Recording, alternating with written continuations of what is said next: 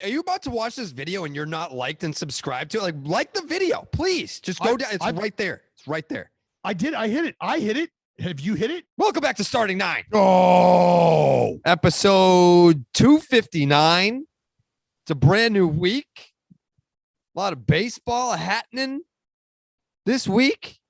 Get on the YouTube channel, Starting Nine. Check us out. We got a bunch of segments on there. Full episodes of Starting Nine on the YouTube channel. Dallas, is today?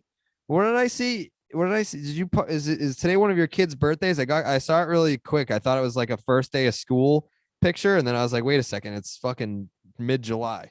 Yes, it is a first day of school picture. They are. It's not real. Well, I guess it's school. It's like, the pre-academy type deal. Pre-learning academy jazz, just getting them acquainted to trying to turn them into the walking stiffs that human beings eventually become, learning to fall in line, take orders, and yada, yada, yada. But you got to get that going early, Carrabis, and that's what's going right now. Day one.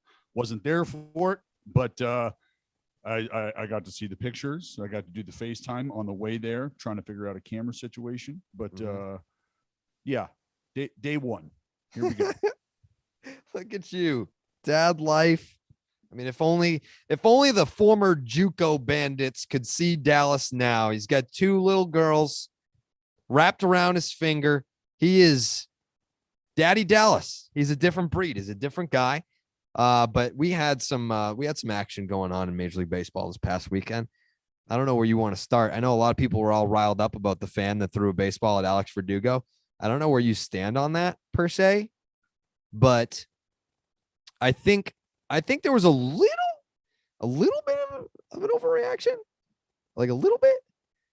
I mean, like ban. By the way, ban him. I'm not saying the reaction, like banning this dude in every major league ballpark. Whatever. I don't give a fuck. Well, that's ridiculous. I think that's you're absolutely absurd.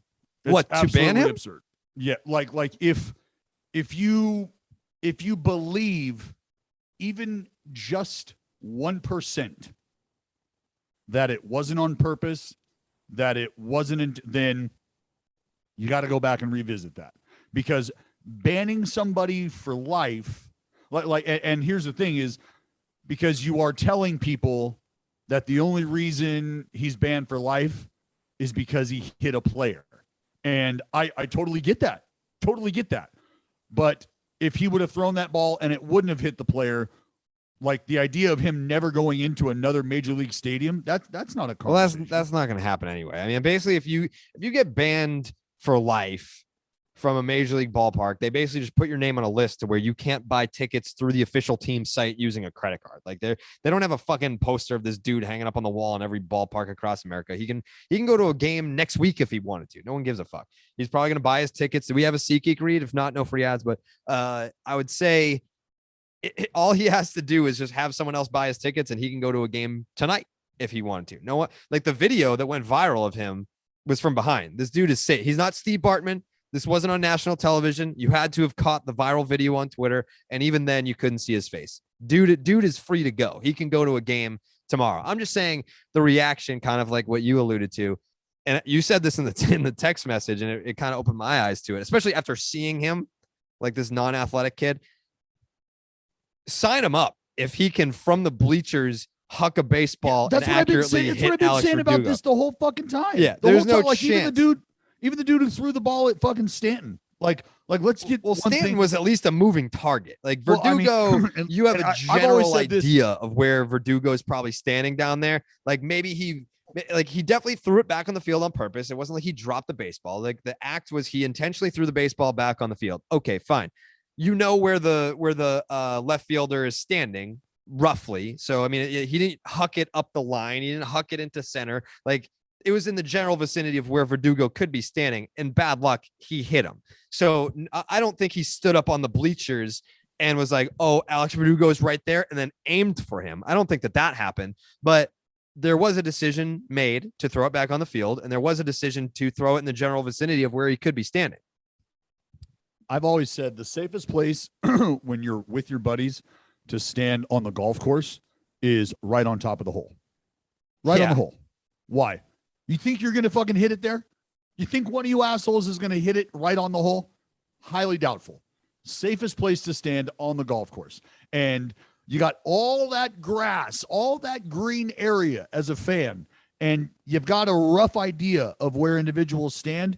If you're not trying to drill that dude and you're just trying to get rid of it, just huck it into a giant empty space of green. That's your best bet to not drill somebody, like just straight up. But the idea that we're giving these fans this kind of credit, like, I mean, I almost felt like the dude who threw the ball at Stanton had a better shot of hitting him because he's got Stanton moving around in the universe and he's throwing this ball in whatever fucking direction, who knows. So maybe hopefully they just collide with each other. And that's kind of what happened. And Stanton, just a salute as he continued around the bases. He made a joke about it in the post-game interview after the fact. And then you've got this kid who hit Verdugo. And I'm going to say this, like, Verdugo would have been well within his right in my mind to, like, if he would have seen the dude out of the corner of his eye, let that ball go, and that ball hit him, and Verdugo scaled the wall and beat the shit out of this dude, I would not be thinking Malice at the Palace. I would not be thinking anything of it until you probably go back and you hear all of this, like, dude, maybe he didn't even see Verdugo. Maybe he just he just threw the ball. Like, so there was a lot that was going into it that people didn't really understand because Verdugo was throwing the ball to a Red Sox fan. It got intercepted by a Yankee fan, that dude. And when that happened, that's when they're wearing him out. Throw the bitch back. Throw it back. We're not keeping no ball from a Red Sox player. So he fucking hucks it back. Boom, drills him. That's where the problem starts. And it's really problematic because it's Yankees, Red Sox, and you understand, as I tweeted a clip later in the game, how they will cannibalize themselves after a certain point in time. Fans were like, there was 3 Yankee fans and a Red Sox fan kicking the shit out of another guy. Like, what the hell is going on out there? So, I mean, nothing you don't expect, I think, when you roll into the zoo. Yeah, it is what it is. I mean, I feel like Alex Verdugo was mic'd up the last time the Red Sox were in Yankee Stadium, and he was having fun with the Yankee fans, and they were talking shit, and he was kind of talking shit back, and he was like, "Yeah, this is really fun. This is a good time." And then this happens because we had him on the podcast to talk about it. He was like, "Yeah, like this guy." He was like, "Yeah, I'm gonna come back here for the next game." He's like making friends with them. I was like, "Hey, don't make friends with those fucking people. Second you turn your back on them, they'll stab you right in your back." And what happened? Next fucking series at Yankee Stadium, he gets a baseball off his goddamn back. He's wearing a lot of snakes out in this world, Jared. A lot of fucking snakes, especially in the Bronx. So this was a situation where Alex Verdugo was well within his right to react the way that he did, and he did. So it is what it is. It was a story. Also, I haven't heard any more details about that shooting in DC, but that was fucking scary. We're sitting here. I had friends over. What was that, Saturday night? Yeah, Saturday night. We're sitting here, and we got the Nats Padres game was on one of the TVs, and all of a sudden, we see people scrambling on the screen, and I was like, because obviously the audio wasn't on. I was like, are they about to get the tarp? I don't even see any rain. I was like, I've never seen like a baseball game being played where weather was in the forecast, like, oh man, like this storm is really moving in, and they go to grab the tarp before it actually starts raining, and people are scrambling to get off the field. The last thing that you're thinking in that situation is active shooter.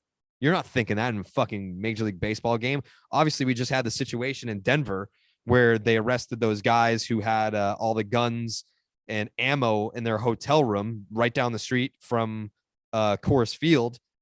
And then I believe they tried to say, oh, no, they were it was no threat. They were trying to sell the guns and the ammunition. Bullshit. I don't fucking believe that for a second. Follow that up the next week.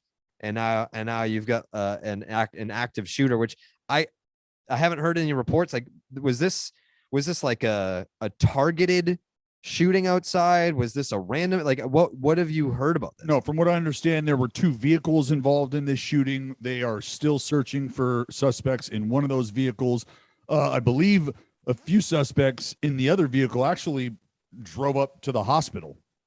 And from what I understand, there were 3 people shot, I believe. One person's injuries have gotten more serious, I believe. I don't know like what extent the severity is, so I don't want to give you like a grave danger, critical danger. Like I don't know. I'm sure that's out there.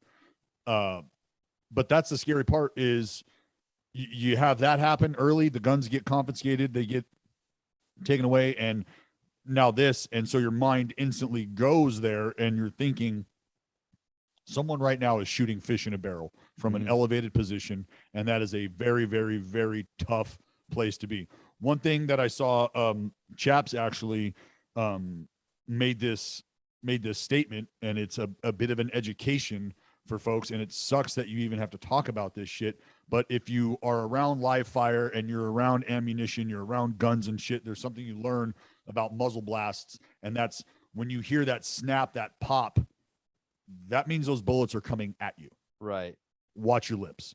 When you hear that bang, you're probably off to the side, maybe to the rear. The muzzle blast is coming backward. And so, not that you're safe by any means, you're just not downrange. You're not in the direct line of fire. So, when you hear stuff and you're not, you don't have battle time and you haven't been under live fire scenarios, then you hear that shit, you go into panic mode. You start scrambling. You're looking to duck. You're looking to dive. You're looking for cover. You're looking to do anything that your natural reaction is telling you to get the hell out of the way.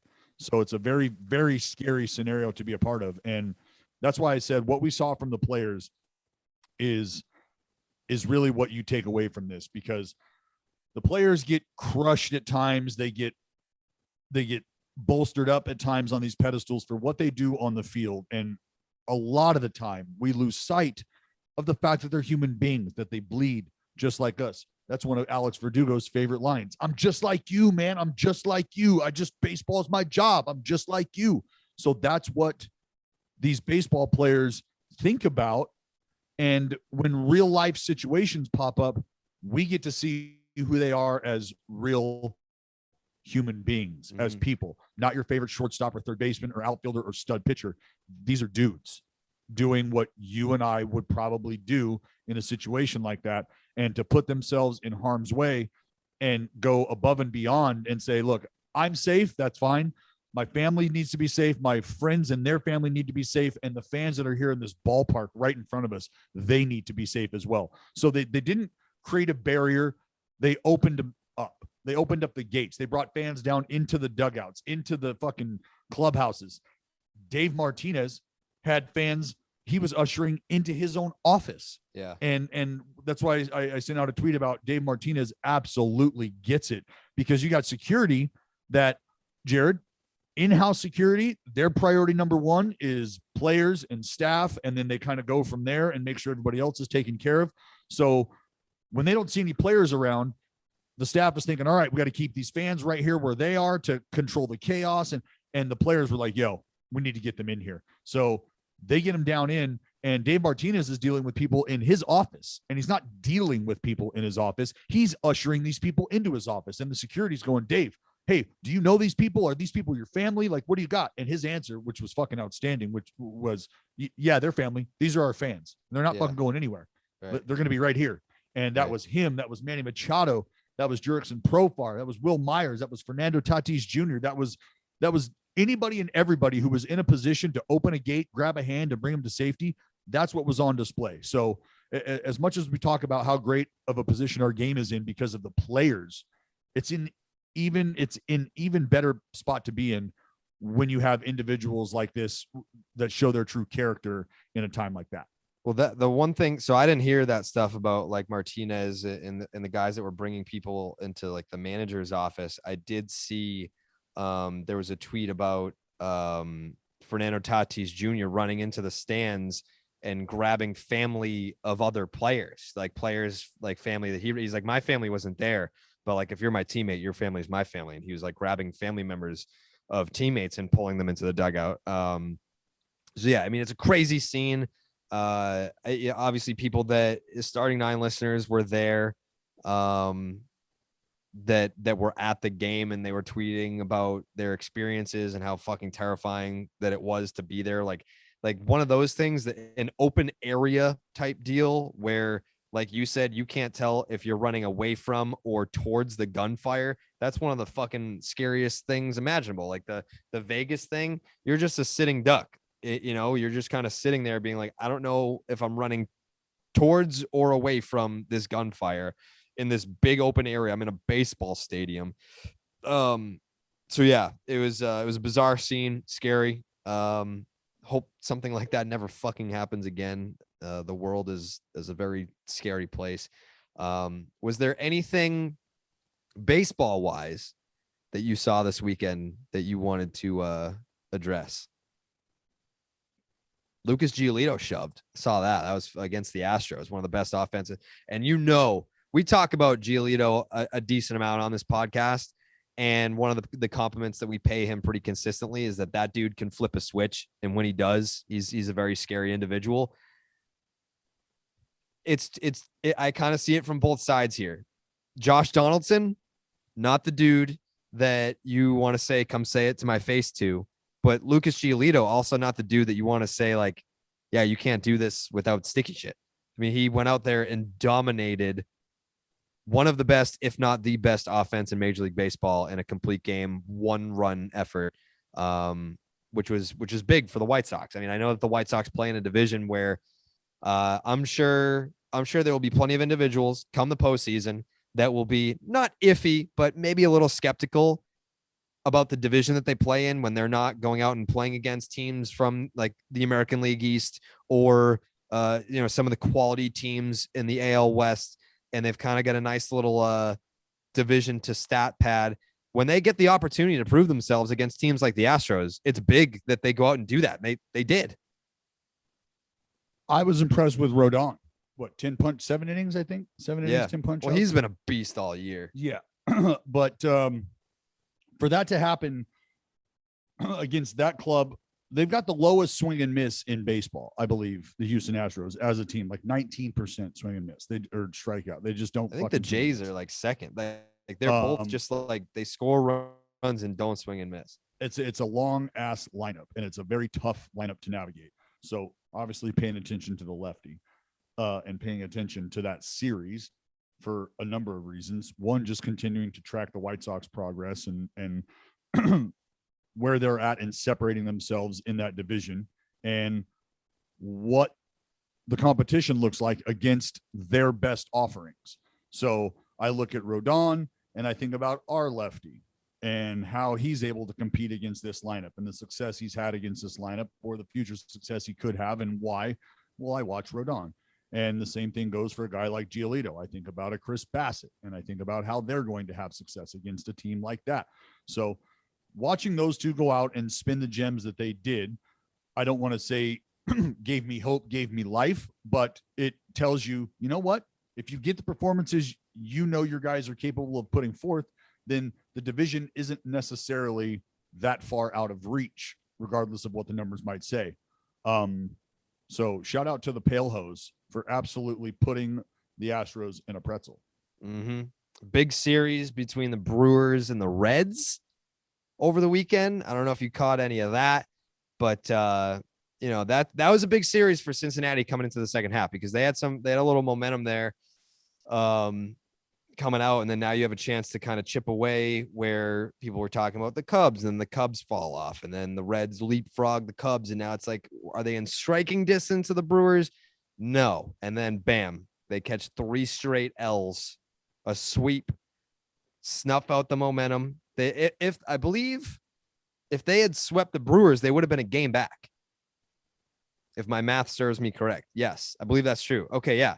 If they came in and swept the Brewers in that series, they would have been a game out of first place. Instead, the opposite happens, and they find themselves 7 games back of first place, which is a tough blow given how the first half went. It was up and down for Cincinnati. But, there's no one in front of them. There's no one in front of them right now for that second wild card spot. But I mean, like the NL West is just like, no, we'll take all 3 spots. Don't mind us. We're good over here. The other series that was there were a couple of like NL East, some moving parts in the NL East here where the Mets almost got swept by your Pittsburgh Pirates. It was very close. And honestly, Dallas, they should have fucking swept the Mets. The Mets deserve to get swept in that series. Would you like to speak on your Pittsburgh Pirates? Oh, it just you're getting your all-star performances. Yep, multiple. I want to talk about the first. You put up 6 in the fucking first inning or first 2 innings or whatever the hell, and can't nail that ball game down. Yeah, that's the one you got to win. That's the one you got to win. I mean, 6 and 3 runs score on a funky play. You got Taijuan Walker scooping up a ball that hits the chalk. He thinks it's foul. It's fair. And who is that? Was that Chuck Knobloch that like got bumped at first base and the ball skirted away and then all the runs and then he's scored. Just yelling about he's the ball. He's arguing with the umpire while all the runs are coming around to score. That's what happened. Taijuan Walker is too busy arguing with the umpire. Meanwhile, the entire bases are running around. You've got 3 runs coming in on a dinky little I just infield don't know. single. Like, I don't know if that was as definitively fair. Oh, I saw I didn't to the naked eye. I'm with you. And then I saw a slow-mo where it was like straight up on the chalk. See, like I don't think I've seen this slow-mo where it's I'll just find it for you. Clearly on the chalk, because if you're talking about that slow-mo coming, that angle from what would be like low third or low first, and you can see down the third baseline, and Taijuan Walker comes from the right of the screen. Like, even there, if the center mass of the baseball is on the dirt and that isn't touching chalk, but then the side of the sphere, the side of the ball is like hovering over the chalk, then I would think that ball would be considered fair. Yeah, no, it was chalk central. It was what was the dude from Doug? Wasn't his name Chalky Studebaker? It was Chalky Studebaker. I have no dog in that fight, so I have no reason to show bias. So yeah, Pittsburgh Pirates jump out to that 6-0 lead. They blow it. You get Conforto hitting the bomb in the 9th, 1-run lead. They save it. So yeah, that was a big win. That was a season-saving win for the Mets, because the Phillies are kind of coming for that ass. Like, the Phillies have now won 2 straight. They've won 7 out of their last 10. They're only 2 games out. And trust me, I know what it sounds like, Mets fans, because Mets fans like, why do you hate the Mets? Why can't you just say the Mets are good? I'm like, because you have your Mets colored glasses on, and I see it from an unbiased perspective where the Mets might be a first place team. The Mets may have held first place for pretty much the entire season, but you put the Mets in any other division, they're having a very disappointing year. They're 6 games above 500. They're 8 games under 500 on the road.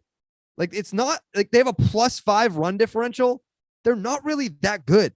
Like, I'm sorry, they're not that good. And then when you allow these other teams, like the Braves, who are super beaten up, and the Phillies, who are talented enough to simply just hang around. Like, if you're just good enough to hang around, then you're good enough to get into the fucking division race in the NL East. Like, that's how much of a shit show that division is. And that's what we have. You have the fucking Phillies are 2 games out, and you have the Braves are 4 games out. And I can't remember if it was last week or the week before, but we did the segment like, all right, in the second half, what's the most interesting race? And I can't remember what you said. What did you say? The wild card?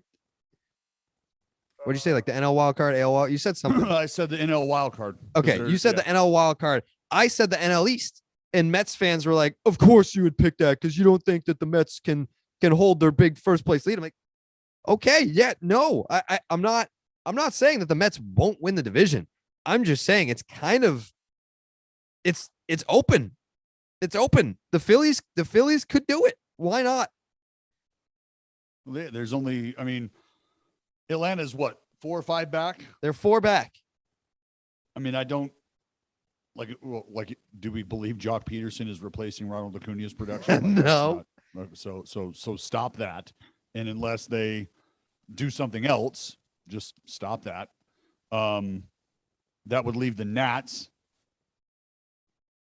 So I don't want to call it a 2-horse race, because 6 games is not a insurmountable lead by any stretch. Like we're fucking 10 minutes after the All-Star break right here. So there's still time. There's still definitely time. There's plenty of time. There's plenty of time. And I'm not rooting for it. I know that like it may sound like I'm rooting for it. I'm not. I feel vindicated in my stance that it wasn't the Stevie Cohen Mets that everyone was super, super pumped about, that like this team is going to steamroll and this and that. Like, no, like there are still issues with this Mets team. There's still issues with this Mets team. Trying to think of what else may have happened over the weekend. I know that was a big series between the Brewers and the Reds. The Pittsburgh Pirates took it to the Mets. The Giants took a couple L's, but it didn't really matter because the Padres lost. I mean, the Padres and the Dodgers have both lost 5 out of their last 10. So the Giants still holding on to that 1-game lead in the NL West, the most competitive division in Major League Baseball. And then you have the Red Sox losing 1.5 games to the Yankees, which doesn't really matter because the Yankees are still a 4th place team. But the Tampa Bay Rays, it's pretty tight. It's 1/2-game lead over Tampa. And I had that bold take, which I no longer feel like it's already not a bold take, Dallas. When I said the Blue Jays could overtake all the teams in front of them to win the second wild card or maybe even contend for the division, they've got 3 games coming up with Boston tonight. And this team is fucking scary. In the AL East, they have a plus 95 run differential. The Yankees, plus 7.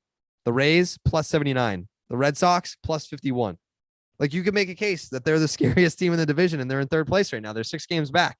So me saying the Blue Jays could overtake that second wild card spot or better, that no longer feels like a hot take to me. Does it feel like that to you? You know what the X factor is too? The Blue Jays are going to have to pitch, man. Yeah, no doubt. There's no other way around that. Like, great, your run differential's super high. You're in 3rd, and you got to pitch. Those are like, that's the facts. Those are the facts. Do you know what the X factor is? So as far as well, the bullpen is their X factor. The X factor is, Dallas, they're going back to Toronto soon. You get those guys in front of a juiced up Toronto. Well, that'll be fun. But there's shit like now the travel takes hold. All the bullshit you got to deal with there. Coming in and out of the fucking country. This is so like you, Dallas. Not a lifelong Oakland A, not factoring in the home crowd as a way to get some juices flowing. That is, I did not deny that at all. I agreed, and then I said what you got to think about though is the travel aspect of what they have to deal with now. Going in and out of that country. Now it makes sense. Now it makes sense Because when you consider if the Blue Jays are going to get that second wild card spot, who does that leave on the outside looking in, Dallas? Who does that leave on the outside looking in? That would be, as it stands today, the Oakland A's. Are you confident, Dallas, that the Oakland A's, when it's all said and done? I'm confident that the Oakland A's will pitch better than the Toronto Blue Jays. Are you confident that the Oakland A's will play baseball in October after their regular season schedule has concluded? Yep. You are? Yep. Dallas, do you have the balls? Do you have the balls to say that if out of those two teams, the Oakland A's and the Toronto Blue Jays, that if you were to pick one to make the postseason and one to miss, you're picking the Oakland A's? I'm picking the Oakland A's. Shocking. Shocking development on episode 259. Dallas has the Oakland A's going to the postseason. And he said, direct quote, no fucking chance the Toronto Blue Jays get in. None. That was not true at all. Do you think that there's a path? If, put it this way, if the Oakland A's do make it to the postseason, is there still a path for the Toronto Blue Jays? Well, there would absolutely have to be a path, because if the A's are only 2 games or so out of the first wild card spot from the Rays, and the Jays are 2.5 games back from the A's, and they're considered within striking range. Yeah. Well, then you'd have to think the A's are within striking range of the first wild card spot. They are which 3 means back. there could be some shuffling there. Yeah. And A's it very are well 3 could be games the back. Rays that end up in that second wild card spot, with the Blue Jays nipping at their heels. So, yeah, I do believe there could very well be another pathway for the Rays to the postseason, or for the Jays to the postseason, if it's not through Oakland as the wild card spot in that second slot, because it very well may not be Oakland in that second wild card spot. Yeah. Right now, Tampa Bay, they're up 3 on the A's, who are up 2.5 on both the Jays and the Mariners. And then you have the Indians and Yankees hovering around 3.5 back. So there's 4 teams on the outside looking at the A's, licking their chops for that second wild card spot. It should be an interesting finish to the season. I hate when you kind of get to the August, early September part of the season, and you kind of just figure everything is already set in stone. In the AL wild card, nothing is currently set in stone. So we will see what happens there. But New Amsterdam vodka, make sure you head to your local liquor store and pick up the new Summer co-branded Nav bottle, the same extra smooth 80 proof vodka now with custom Barstool labels made from some of the finest quality grains from America's heartland. New Amsterdam vodka is 5 times distilled for unparalleled smoothness and filtered 3 times for a clean, crisp finish. New Amsterdam vodka, the official vodka of Barstool Sports. We already talked about the Mets Pirates series. Do you think the Mets will be okay, or do you think that they should feel threatened by the Phillies, maybe even the Braves? I think, obviously the Braves have had way too many fucking injuries to. Well, look, they got their fucking stud like on the IL every other start. You got to think about that. Yep. You don't have Jacob deGrom to factor in every 7th or 8th day or whatever it's going to be. Like, that takes a hit. You got to fill that slot, don't you? You do. And that's not someone that you just replace. No. Like, that kind of production, like, again, not only the games that he's won, but the games he's given you a chance to win. That's just almost, it feels like a guarantee every time he takes the mound. Like, we got 80-20, we could win this thing, and it's 100% chance we've got a shot to win this thing. We're going to be in striking distance when this dude comes out of the ball game, so we got to capitalize. That feeling doesn't resonate with every other arm in the rotation. Not every team even has a guy like that gives you that kind of feeling. So when that guy has a big question mark around him and his ability to stay healthy and give the rotation a consistent look and a consistent turn, then yeah, you got to start raising questions. You got to start going, you know what? The things that we were kind of planting our flag on right now, that ground is becoming a little unstable. So if you are, let's say Dallas Braden gets hired, new general manager of the New York Mets. You can name players if you want. You can highlight areas of need if that's easier.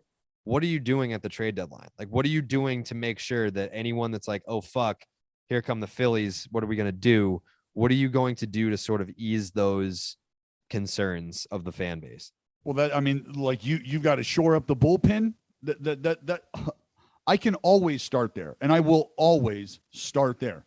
And it's simply because of what happens when you get into crunch time down the stretch and into the postseason. Those bullpen arms are the ones you rely on. You're looking down there for guys that can go in and be put in a fire and put it out. You're looking for guys who are going to eat innings when you feel like the game is out of reach. And all those guys reside down in the bullpen. And you've got a few guys that you're already circling going, nope. Like, he only pitches on the plus side. He only pitches on the plus side. That guy's not getting any games that we're not winning. Like, And when you have a roster like that, that's where you have to start to look at, okay, how do we supplement this roster? How do we make us stronger? And that's where you start to go, because you could very well plug a Seth Lugo in there in the rotation, right? Mm-hmm. He's done that. So they've got that. From there, where you go? Where you go? Are you okay with Diaz? No, I mean, if you're Frank the Tank, I would say the answer is unequivocally no. So there's some help that's needed in the starting rotation. There's some help that's needed in the bullpen. And I've always said this, that the opportunity to get bullpen help is there more so than somebody in a rotation, because you might be able to unlock a guy from a bullpen. I've talked about being able to get help in the bullpen from the draft, and that's a little more far-fetched, but that's still a possibility. So for the Mets, do you think that's going to become more common? Figure out a way to win the ball games games at the end of the ball game. Do you think, because I remember, like, I mean, it still kind of is, but I guess it's becoming less and less of an anomaly. Do you think that over time we will see, especially now that if they're going to keep the draft the same weekend as the All-Star game, do you think that it's going to become more commonplace for teams to draft guys that they call up the same year to address a need instead of through like the trade deadline?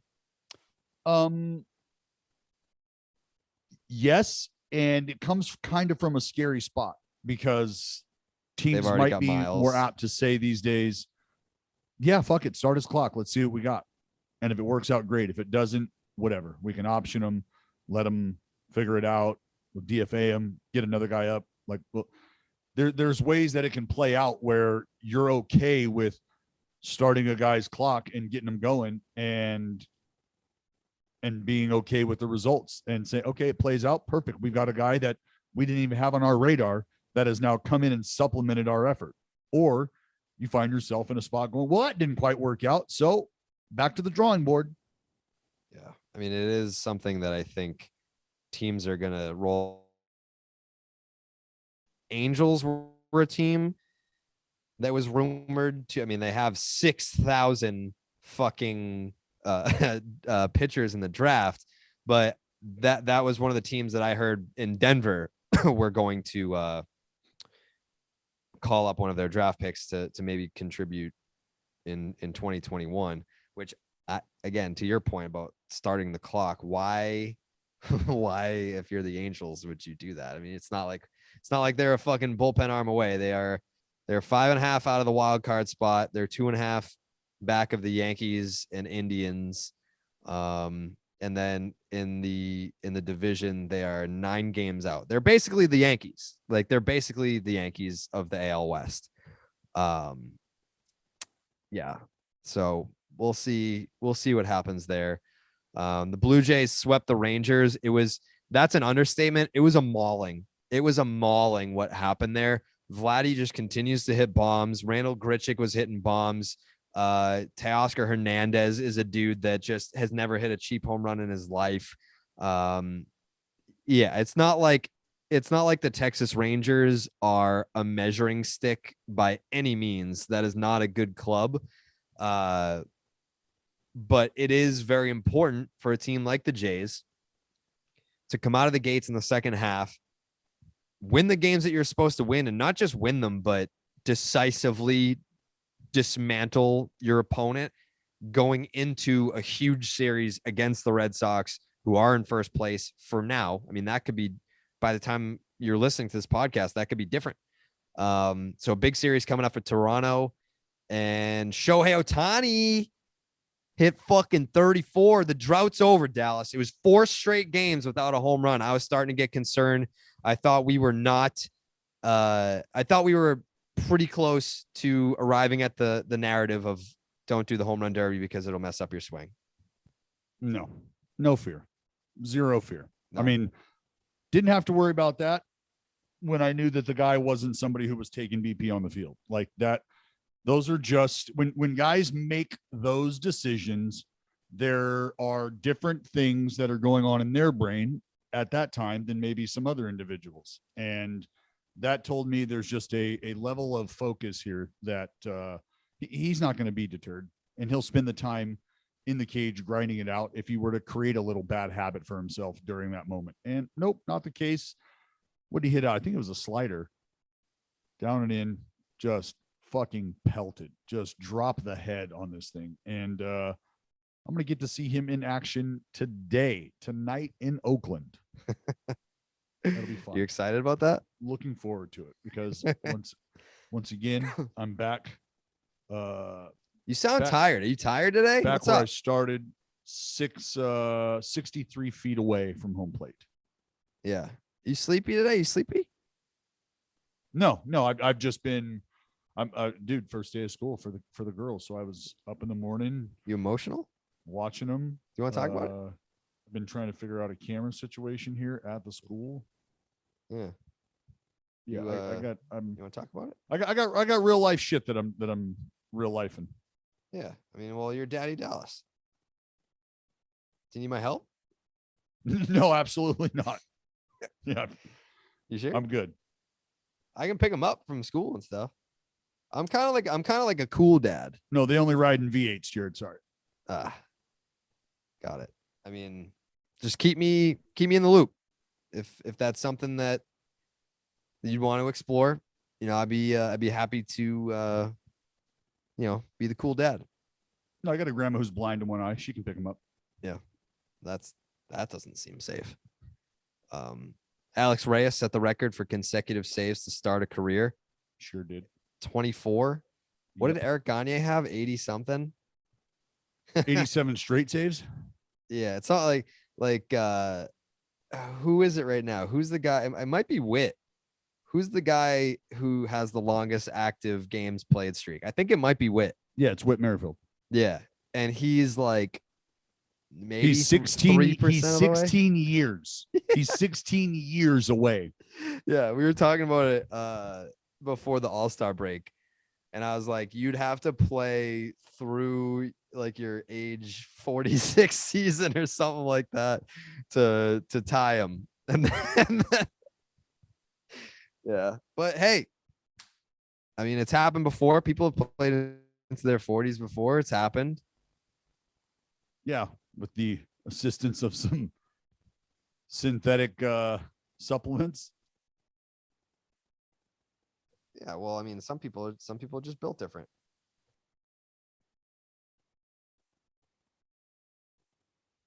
Not everybody. Huh? Said not everybody, but some people are. It's okay. Anyways, what were we talking about? We were talking about tickets to something earlier. What were we talking about tickets for? Because SeatGeek is a sponsor for this podcast.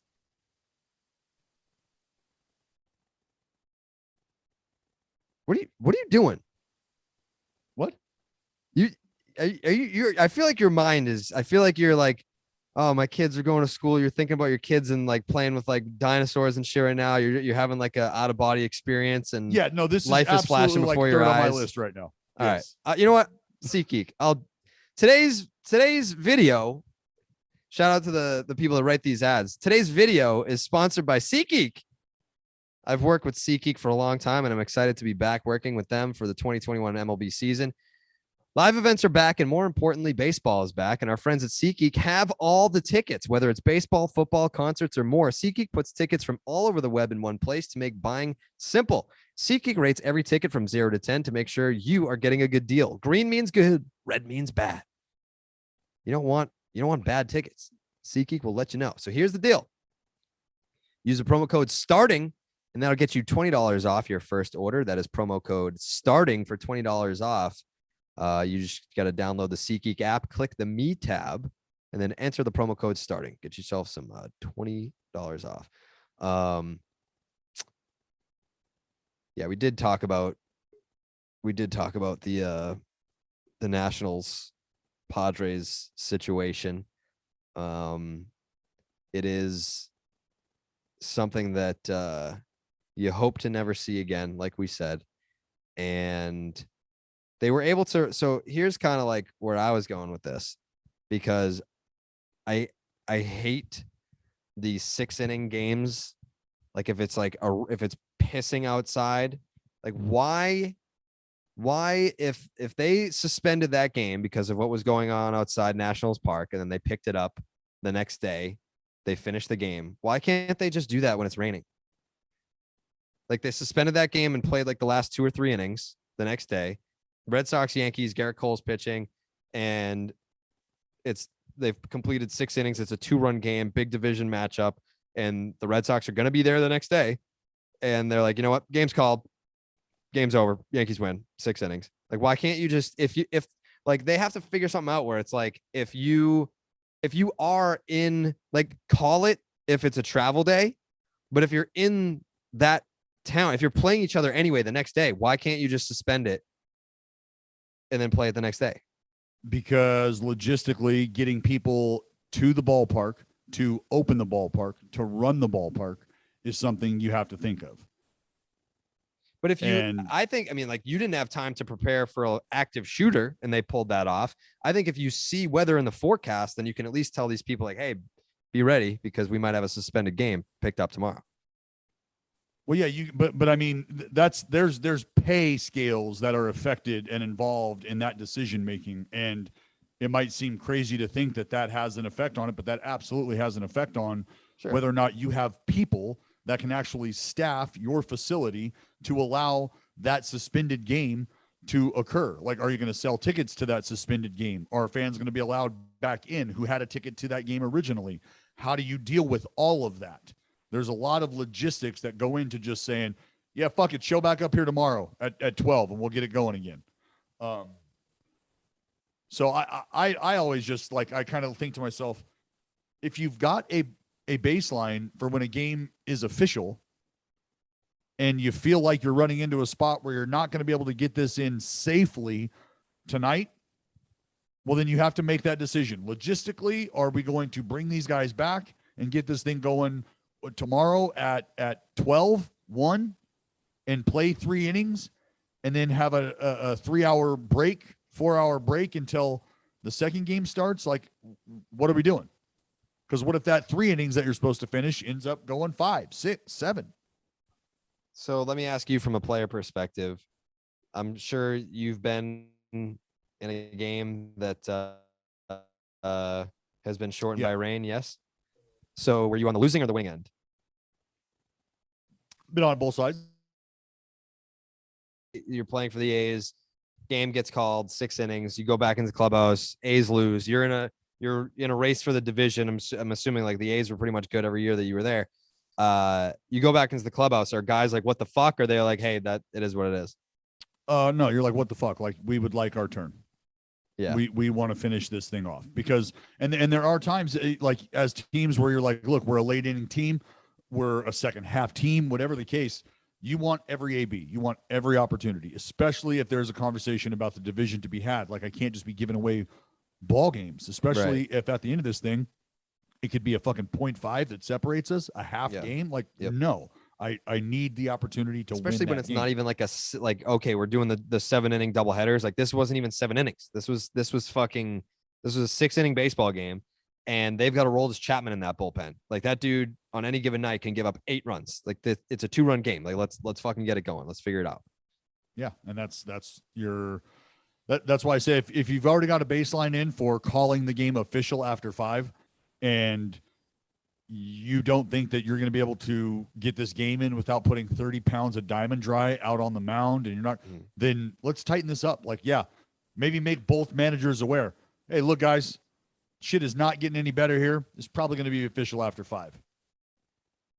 Yeah. You don't want to have that conversation, though, because you're going to try to power through it. That's why I posed the question. I tweeted, like, is baseball an all-weather sport now?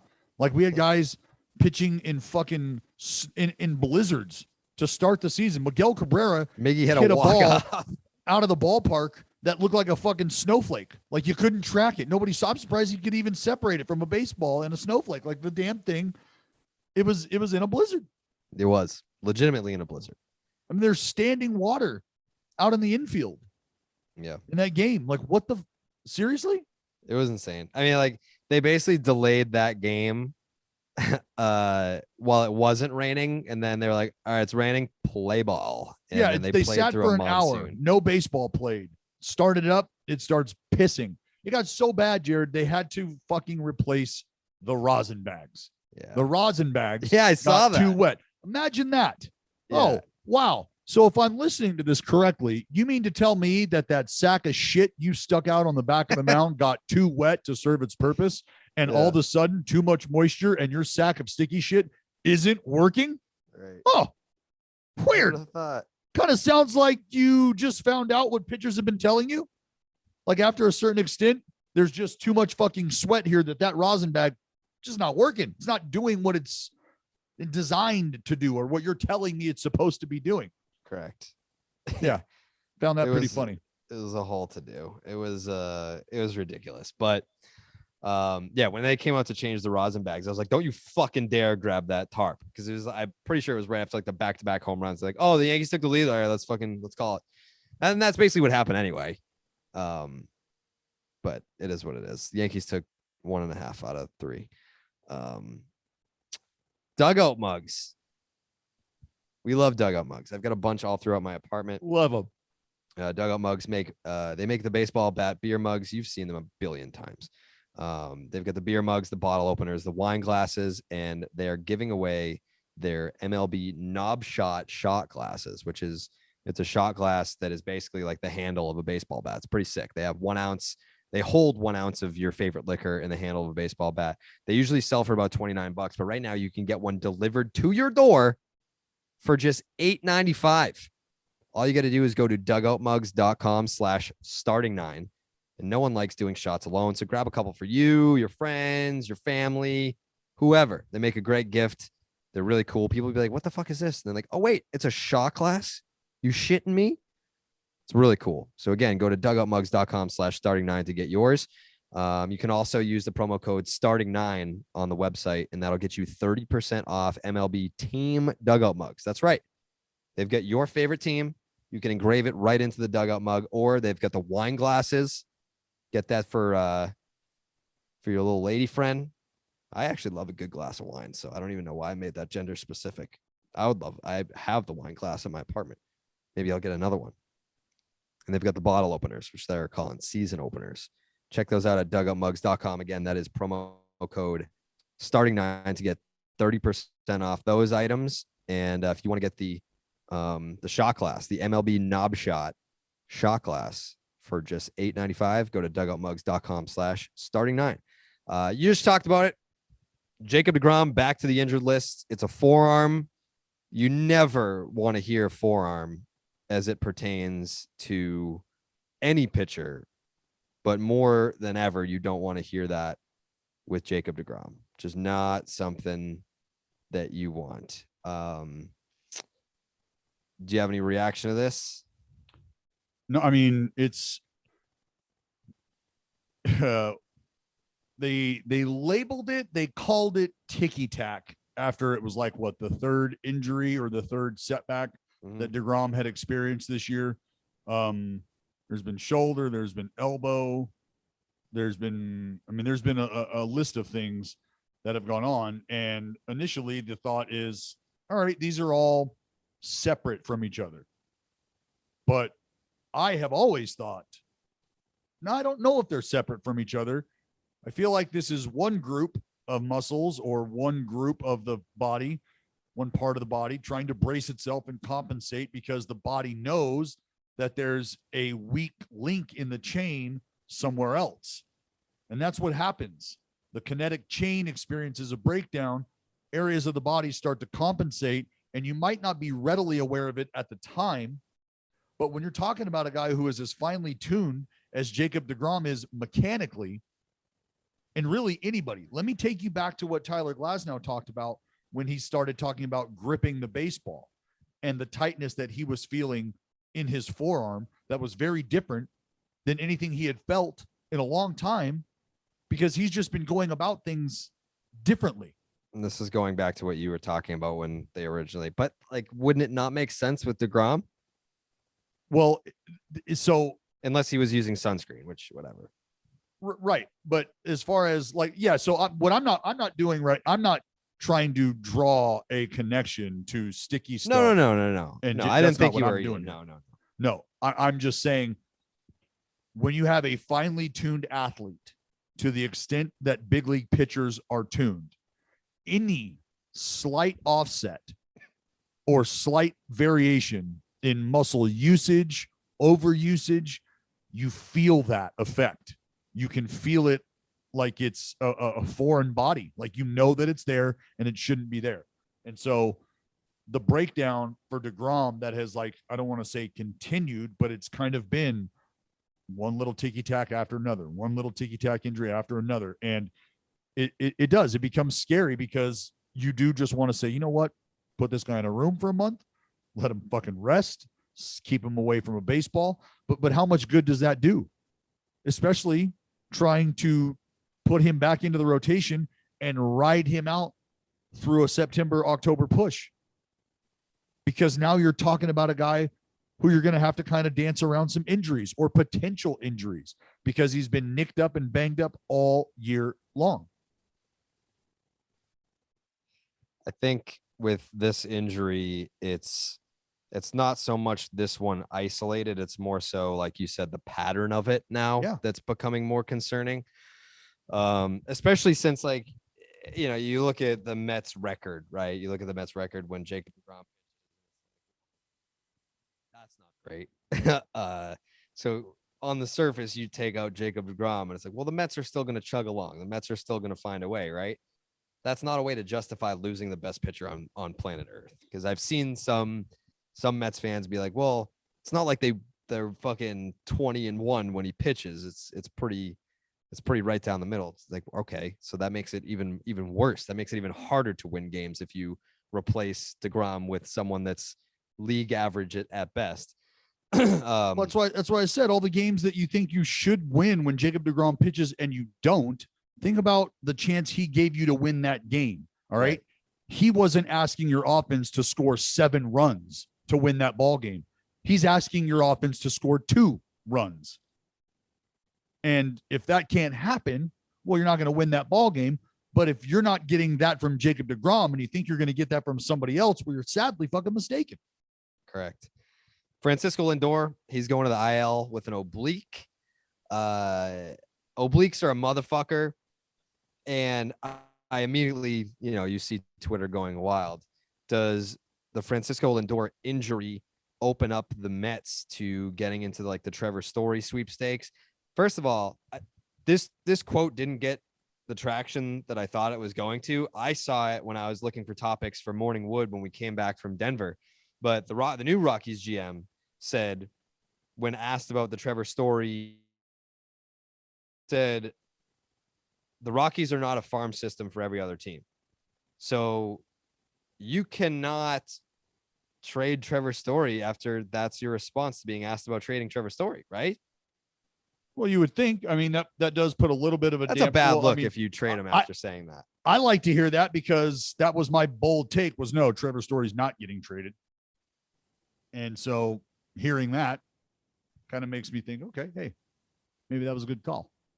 But yeah, you can't go throwing that out there and then instantly. But I'll tell you this, Jared, I've seen it happen. I saw it happen with Nick Swisher here in Oakland. I don't know about signing a deal here. Probably going to trade me right after that happens. That's not going to happen. Sign your deal. Swish, sign your deal. All right. Well, shit. Did I just get traded? Did I just get traded? Am I going to the White Sox? Mm-hmm. Fuck. Yeah, that'll happen. It'll happen. It'll happen very quickly. Sure will. Are the Dodgers playing the Giants? Yeah, right? Yeah. Dodgers and Giants this week. Giants pitchers have allowed the least amount of walks and runs. What do you got to say about that? Well, the same thing I've been saying all year about it is with those guys throwing the way they have, if they continue to pitch the way they have, there's no derailing them right now. There's no they're winning ball games, man. There's nothing to say about it right now. As we said today, San Francisco Giants, definitely one of the 5 best teams in the National League. You're an asshole. This wasn't on the list, but Devin Williams on the IL with an elbow injury. From what I saw, it was more precautionary, but that's still a big blow to the Brew Crew. Thank God they got that sweep. They've got some big time breathing room in that division, 7 games over the Reds, and then the Cubs are hovering around like 9 or something like that.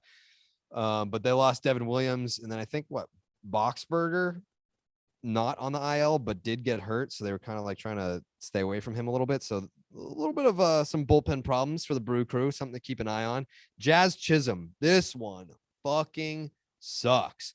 Bryce Harper drops a ball into like shallow right.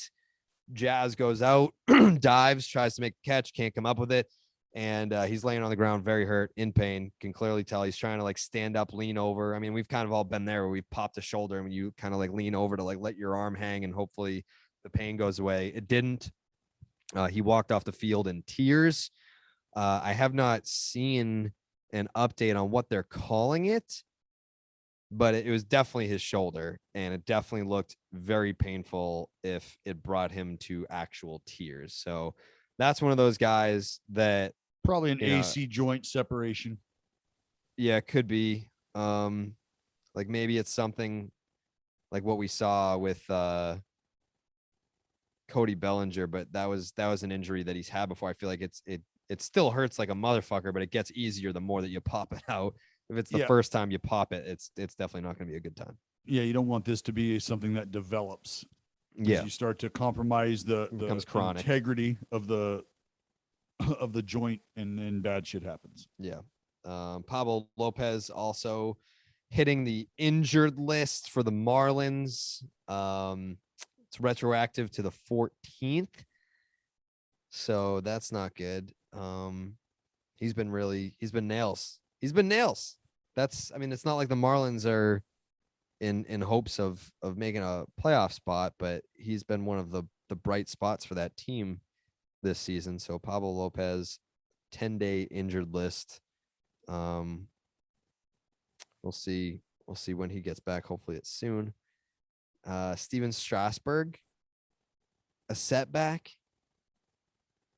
This is just what we've come to expect, right? Unfortunately, it's not. We're not going to see smooth sailing anymore. No. Like this is the MO. This is part of it. Like he's not going to be healthy for a full year. You know that you're going to get limited. You're going to get limited consistency in terms of being able to bank on him 10 starts in a row, 50. Like no. So yeah, this isn't. I'm not taken aback by it. I'm not like, oh man, no. It just like for me, when this kind of stuff happens with Strasburg, I don't read into it any deeper, and I don't just dismiss it. I just kind of log it to memory and say, all right, Strasburg dealing with a setback. The next time I hear about it, he'll either be beyond that setback or we're going to have another picture taken. And then that's when maybe I start to pay attention a little more. Because a setback after a setback, blah, blah, blah, blah, blah. Look, long story short, no, this isn't anything that you're shocked by with Strasburg. Yep. Not great. We'll see how that pans out, but this is obviously another guy where it's a pattern. Lance Lynn, mass equals gas, 2-year extension, $38 million, Dallas. You know what? What? I saw Lance in the clubhouse in Denver. Yeah. He was walking into the clubhouse, and and I just said, mass equals gas, baby. And he turned around and he was like, yo, man. He came in, give me a big old hug. I was like, brother, it's your year. Looking good. And he just kind of winked at me. He was like, yeah, man, shit's going good. I'm very happy here. It's been a good time. It's been a real good time.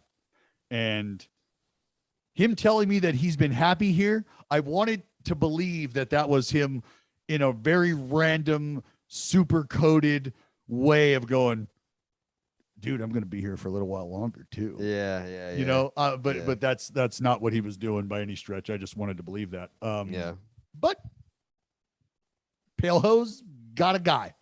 They got a guy that they can now, like, come on. You solidify that with Lance for the future, Gia Leeds for the future. You got Cease rolling. I mean, it's pretty solid. And not only that, but like think about where this guy has come from. This dude, and we talked about it when we interviewed him. He was on this podcast, and I was like, bro, we're like 3 years removed from you pitching out of the bullpen in garbage time and falling down on the mound in the middle of Yankee Stadium. And now you've got a sub-2 in the American League and an extension to stay with the team that you I mean, he found it with the Rangers, really, but like, I think he's found a nice little home on the south side of Chicago. I mean, he looks like White Sox Dave. He could be White Sox Dave's older brother, the more athletic, bigger. That's the White talented. Sox Dave glow up. Yeah, that's like that's what White Sox Dave sees when he looks in the mirror. Yeah, that's what he wants to see. Yes. Yeah. So congratulations to Lance Lynn. Very much deserved. Honestly, I think, I would have given him more years, more money, but it is what it is. The Braves have gone out and acquired Jock Peterson from the Cubs, who homered immediately after arriving. I think with the situation of that the Cubs are in, they're obviously selling, but now there are rumors that we might sell some pieces, but we're still going to try and sign, Anthony Rizzo and maybe Baez or maybe Chris Bryant. I mean, I don't think that there's any chance that they re-sign Chris Bryant, but is there a chance that they could get something done with Rizzo? Sure. I think that that's still on the table. With Baez, I guess when you look at Baez in the season that he had last year and then combine it with this year, value is not super crazy high. I mean, I think the value with Baez is that there are teams that could use him in the fact that he can play multiple positions, like the Mets, or like if you need like a third baseman, you need a second baseman, you need a shortstop, like Baez would be a nice little fit for you if that is one of your glaring holes. But what if you're sitting down to talk extension with the guy, how does that conversation go? Like, what are you basing, like, what is his side throwing numbers out there in regards to? I don't know how that, I'm sure that that's probably going to be a sloppy negotiation if they're talking extension with Baez. But Rizzo, that seems pretty cut and dry. I mean, he's kind of like their Jose Abreu, where I'm sure there's a desire to stay if you're Rizzo, and there should be a desire to keep him there if you're the Cubs. But yeah, selling off Jock Peterson is not exactly like the first big domino to follow, but also you're not trading Jock Peterson if you're also not saying like, hey, yeah, we're kind of out of it. Yeah. They've parted ways with a guy who obviously is going to help the Atlanta Braves. Maybe they feel like he wasn't going to be enough to help them. What kind of message does that send? That it's over. The window's Done. closed. The season's over. Yes. The window. Can you build a longer window, or do they got to completely blow this thing up?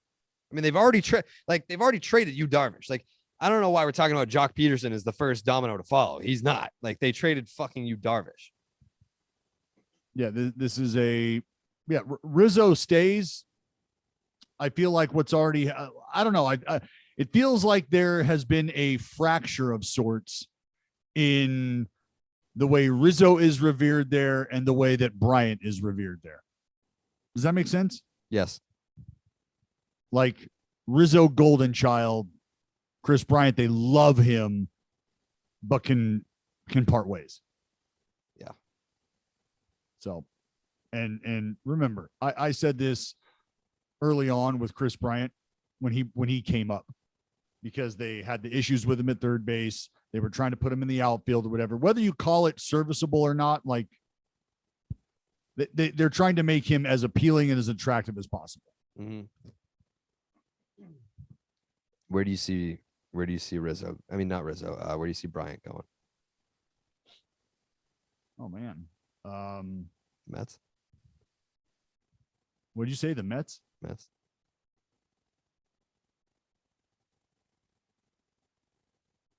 Mets need help. Like I said, they need help in the bullpen. They're gonna They're going to need an arm. Yeah. What else we got?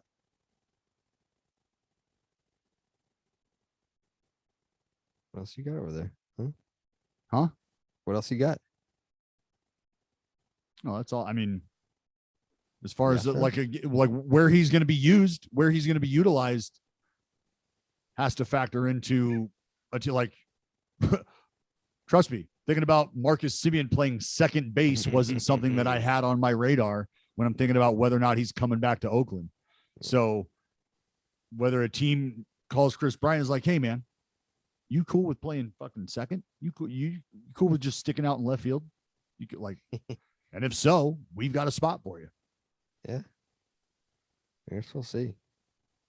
I mean, the Chris Bryant narrative is going to be heavy once the trade deadline starts to pick up, which should be soon. Like, I feel like that's going to be pretty soon.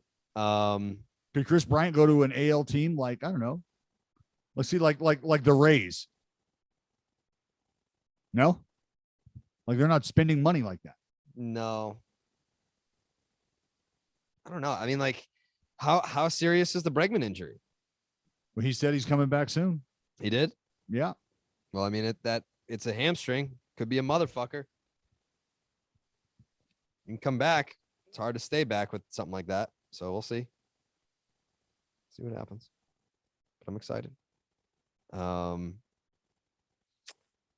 The Angels called up Brandon Marsh, which was cool. Yeah, they got that. But yeah, final thoughts before we get out of here. The Mount Rushmore segment. People are like, where the fuck is it? Where's Mount Rushmore?